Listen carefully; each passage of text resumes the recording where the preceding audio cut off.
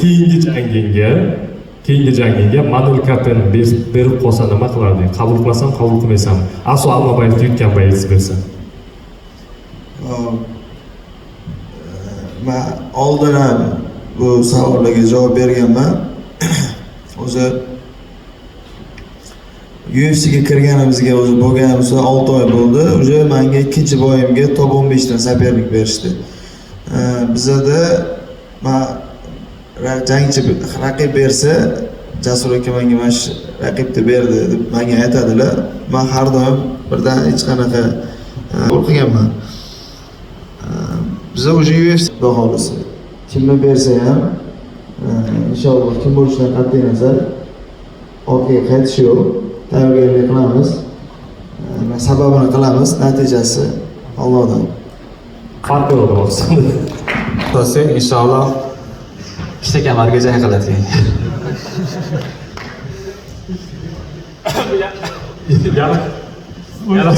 Hozir uylanagan bo'lsa, UFC ko'p отказ qilgan sportchilarni o'zi yomon ko'radi birinchidan. Uylansa ham may oyida uylanadi. Biza iyul oyida bo'y berishi mumkin. To'ydan keyin podgotovka bo'lmaydi. Qiyin bo'ladi. Natija qilish kerak bo'lib qoladi. Uyda UFC bo'ladi.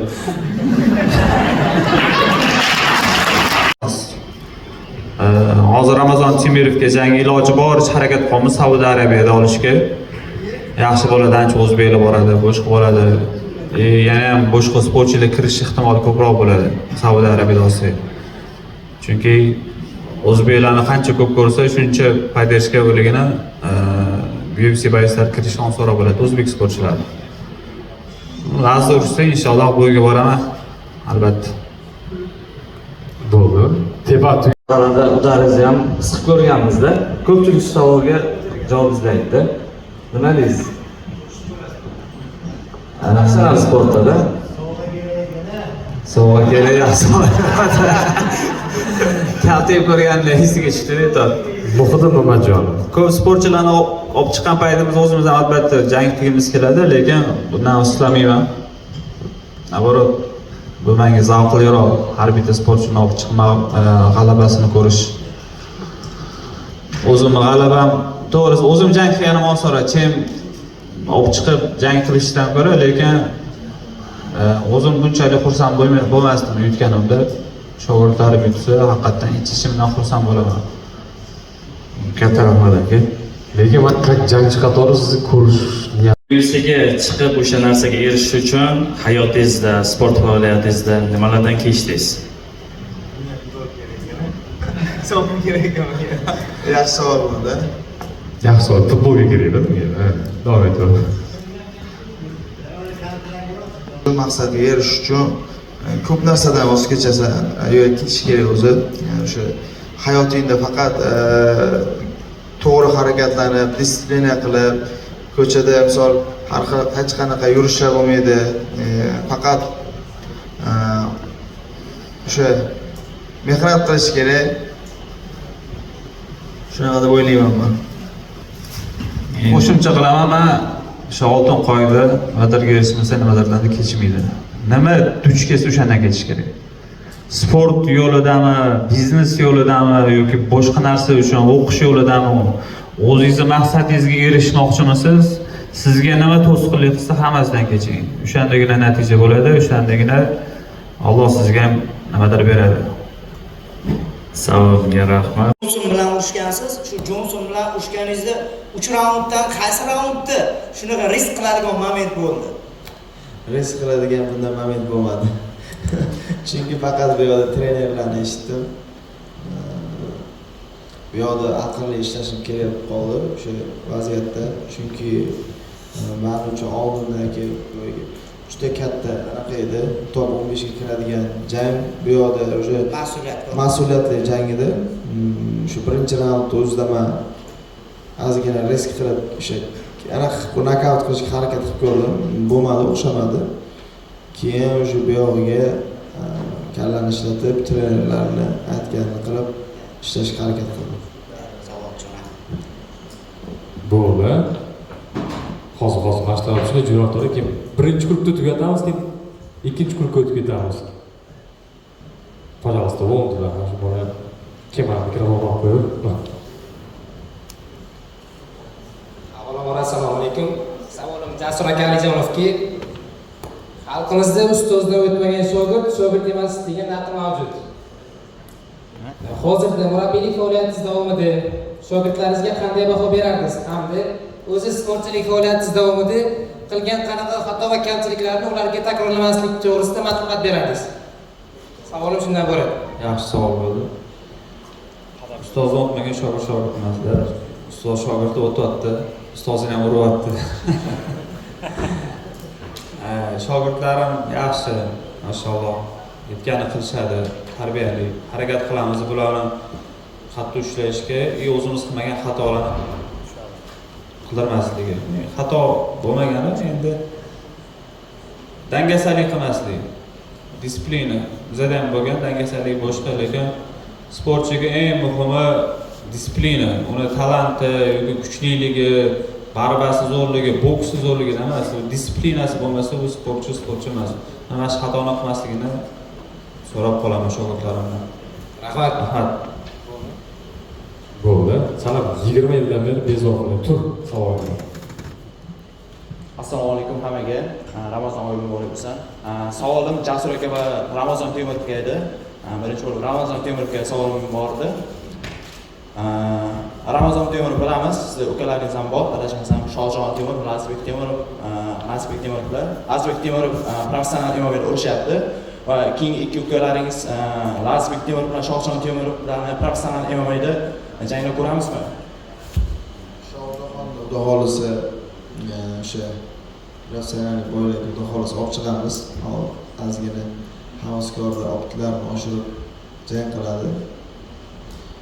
Keyin Lazizbek o'zi uchun turmush qiladi. Jasur akaga savolim bor edi. Hozir bo'ya Habulay va Mahliyoba qo'shimcharoq ayollar haqida savol berdi. Endi qo'shimcharoq qilmoqchi edim. O'z imom qizlarimga sal e'tibor sal kamroq.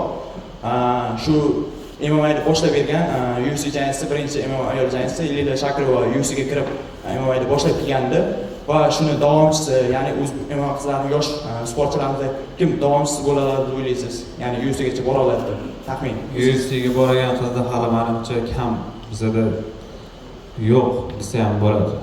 Mahliyo ham hali nima deydi?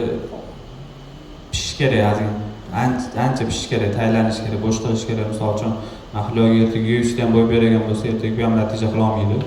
Chunki o'zbek MMA sport, o'zbek sportchiligi o'zi даже bundan qarasa bo'y kamda, praktika kam, qizlarga umuman yo'q. Minusda. Da eblab ketyapti mana misol uchun xuddi Lamarxollar, boshqa sportchilar oktagonda o'tib jang qilyapti, lekin bizda o'zi sportchi ko'p-da. Tasavvur qiling, 10 ta sportchi bor, o'shalardan 10 tasi yoki sanoqlisi aktivni qolganlar hammasi bo'y kutyapti, boshqa qilyapti. Bizda yaxshi menejer kerak bizga O'zbekistonga.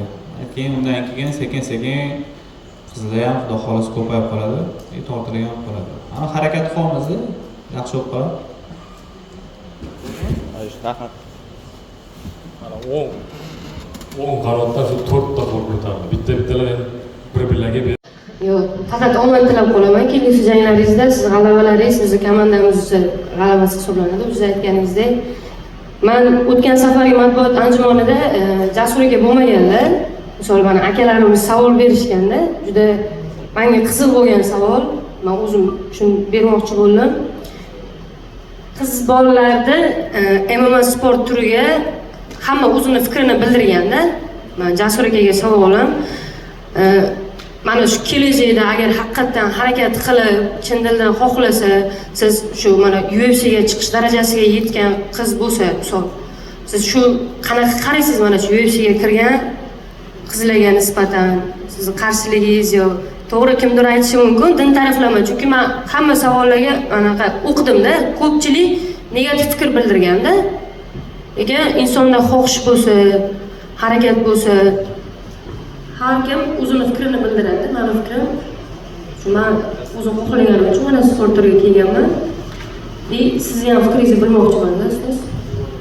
MMA sporti qiz bolalarga to'g'risini aytsam to'g'ri kelmaydi. Endi sani dunyoqarashing boshqacha. Chunki qiz bolalar bilan ishlash qiyin. Chunki nimaga aytaman, har bitta mavzumda ancha yildan beri praktikamda qiz bola nima bo'ladi? O'zgaruvchan-da. Tushunish qiyin, tabiatdan tushunish qiyin. Baribir birovni xasmi, birovni egasi bor, ochuvchi aytganda qiz bola ertaga erga tegadigan. Shuncha bolani ichida turnovka qilib, bo'shqa qilib, ertaga u qiz bolaga qanaqadir bizdan zaldi boladan boshqacha ko'z bilan qarasa yoki u qiz bolaning fikri o'zgarib qolsa, ertaga bizga katta minus bo'ladi. Bizning o'zbekchiligimizga to'g'ri kelmaydi deb o'ylayman. Lekin maslahat bermagan bo'lardim. Endi sen o'zingning yo'ling, san yo'ling boshqacha. Nima deyman, senga omad. Misol, to'g'ri aka, men siz ham shu fikrda aytdingiz. Men qarshiligim yo'q. To'g'ri, hamma o'zini fikrini bildiradi deb aytganingiz.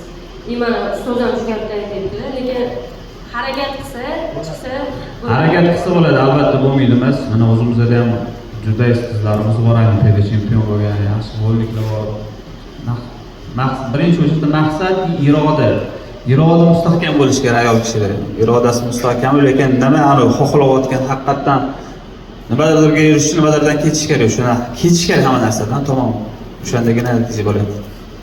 Jasur aka xalq qilmadi ko'rdingmi? Qarshiman deb turib, senga omad olib chiqaman deb qo'ydi. Yo'q, xudo xolasa nasib. Keyingisi bo'ldi. Har bitta sportchi uchun juda ham bu narsa kerak. Bu psixologически bo'yiga tayyorlanish kerak.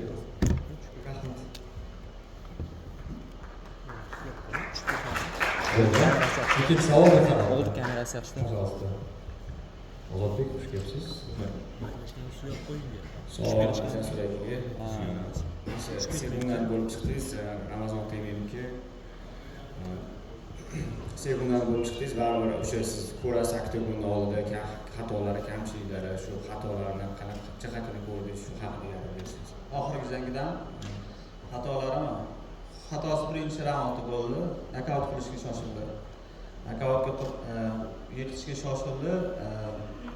Saperligi juda mana bariga qattiq tayyorlangan edi. Chunki qo'l krossini hamma jangchilar o'tkazgandek, bu juda diskomfort emasdan o'zini olib qochadigan, bitta udardan qochadigan sportchi edi. Bitta udarga aksent berdi, xatosi o'sha bo'ldi. Keyin ikkinchi raund уже erdi, то что чистый, как любительский jang qilishga. Bu bilan ochkoda jang qilmasa qiyin. Nimagaki sportchini kallasini ushlab olmayapti. Birinchidan juda uzun, ikkinchidan haqiqiy chista amerikanskiy boks shkola bo'lyapti bunga. Munchaga yetolmayapti. Jag'i ham yaxshi ko'taryapti udari, shuning uchun shu xatosi shu bo'ldi. Oyog'i travma bo'lib qoldi. Birinchi raund o'zida tepganida shu. Bizda game plan bo'yicha ko'proq yurish kerak edi, ora-orada turib qoldi shu xato. Atak qo'yin hammasi yaxshi, plan bo'yicha ketdi. Yana savolim bor. Shu Ramazon Temirov o'sha 5 raundli jangiga hozir tayyormi deb o'ylaysizmi? Keyin O'zbekistonda baribir boshqa zallarda ham reytingga ega sportchilar ko'p. O'shalardan qaysi biri UFC'ga chiqishi mumkin birinchi o'rinda? Hozir yaqin orada O'zbekistonda reyting sportchilar ko'plar mehnat qilish kerak. UFC'ga asosan finish qilagan sportchilar ko'proq jalb qilinmoqda. Oxirgi mana shu 3 ta jangida yaxshi finish qilgan, yaxshi raqiblarda tushgan sportchilarni jalb qilyapti. Bilmayman. Bizning zalda ham 2-3 ta bayaslarimiz bor. Qudron Mamajonov, Amorxon Xo'jayev qolgan sportchilarimiz bor. Boshqa zaldagilardan Doston Bozorov kirishi mumkin, Anvar Abdullayev kirishi mumkin. Juda ko'p sportchilar bor. Rahmat, Ramazon Temirevga savolim bor edi. Shu oxirgi jangingizni o'tkazdingiz, 3 raundli jangda. O'sha jangda o'zi qiynalgan raundingiz qaysi raund bo'ldi? Shu haqida gapirsangiz, keyin qaysi oyga yana jangga tayyor bo'lasiz? Xo'p, qiynalgan raundim 3-raund bo'ldi. Sababi o'sha oyog'im travma bo'lib, o'zi boydan 15 kun oldin aka. Umuman tepa olmayman, boshqa oyog'im bilan o'ng oyog'im bilan tepa olmayman dedim va o'zgartirdik. O'ng oyoq вообще tepmasligim kerak edi. Ikkinchi raundning boshida tepganman, bilmasdan oyog'im o'ng yoqqa tepib qo'ydim. Bo'ldi, o'sha oyog'im menda ishlash og'riq his qildim. Uncha do'rgit qilolmadim. O'sha 3-raundga kelganda bu narsa menga juda ham qattiq bilindi. O'shanda ham Jasur aka o'sha anaqalar eshitib turardim. To'xtab qolishim kerak emas edi. Saperligim men joyimda turib qolsam, meni uradi. Boshqacha vaziyat bo'lishi mumkin edi. To'xtab qolganimda. Shuning uchun ham 3-raund menga juda qattiq ta'sir anaqa bo'ldi. Charchoqli holat bo'ldi. Keyingi savol Murodov professional ligasi vaqtidan sabablarga ko'ra marhum Murodov O'zbekistonga kirib kela olmaydi. Pasport yo'nalishi bo'yicha gap ochsam. Yaqinda Kamarga jang qiladi. O'sha etapdan o'tib olgandan keyin yana o'z yo'liga tushadi deb o'ylayman. Ozgincha MMA o'sha ligalari ham to'xtatilib qoldi O'zbekistonda. Shuni ustida ishlaymiz, xudo xolisa. Nafaqat Murodov professional ligasi yoshlar uchun ham bitta yaxshi selection liga ochish niyatidaman. Inshaalloh o'zim komandam bilan albatta yaqin orada shu ro'zalardan keyin xudo xolasa agar ruxsat berishsa, inshaalloh yoshlarga imkoniyat beramiz. Sir bo'lmasa nomi nima bo'ladi? Shu nom qidiryapman, shu nom topishga yordam beringlar. Jasko Fighting. Yo. Jasko Fighting boshqa emas, haqiqatan bir o'zbek milliy nom qidiryapmiz. Imini yoshlar professional ligada chiqib urush uchun, tramplin bo'lish uchun. Juniorskaya MMA ligada получается. Bo'ldimi? Savolingiz bormi yana? Ramazonga.